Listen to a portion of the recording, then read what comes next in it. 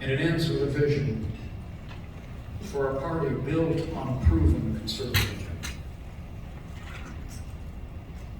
On January 20th, 2017, I raised my right hand. My left hand on Ronald Reagan's Bible. And I took it up to support and defend the Constitution of the United States. It ended with a prayer. So help me God. Let me take this moment to say, I want to thank the people of North Carolina for giving me the privilege of serving as your vice president. It was the greatest honor of my life.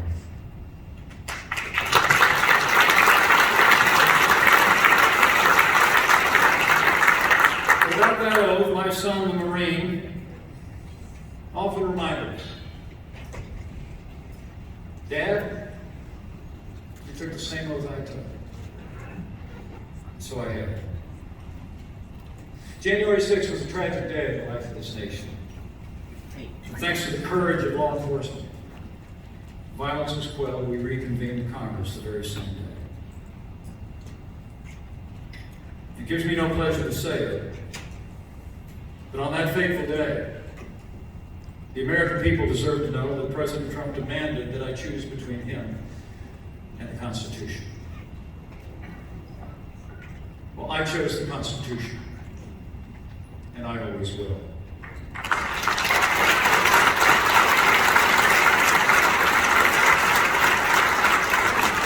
Under the Constitution, states conduct our elections, certify those elections. Court challenges can be had, objections can be heard in Congress.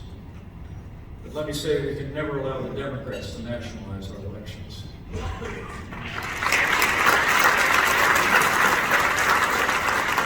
Under our Constitution, one state certify the elections.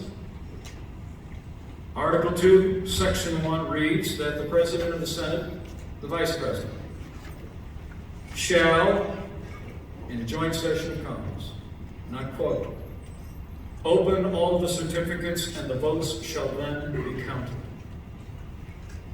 Close quote. No more, no less.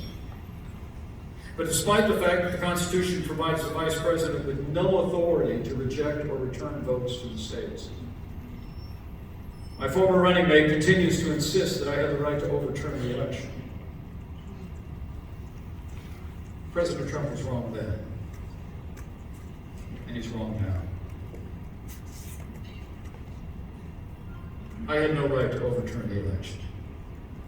And Kamala Harris will have no right to overturn the election when we beat them in 2024.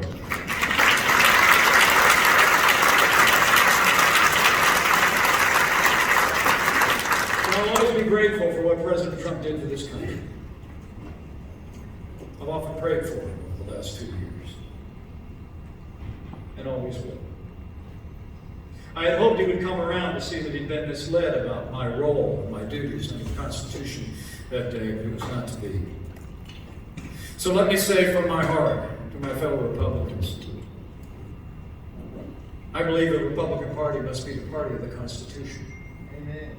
Yeah. We've had enough of Democrats and the radical left repeatedly trampling on our Constitution, threatening to pack the court to dismantle all the God-given rights enshrined there. We must stand on the Constitution, and the American people must know that the Republican Party always will.